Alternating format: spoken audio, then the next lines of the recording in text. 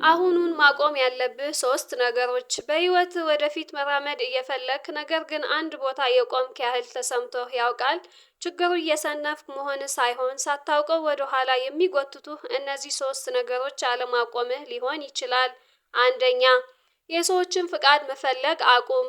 ያንተ ህይወት የሚመራው በአንተ ምርጫ እንጂ በሰዎች አስተያየት አይደለም። ሁለተኛ፣ ያለፈውን ስህተትህ እያስታወስክ ራስህን መቅጣት አቁም።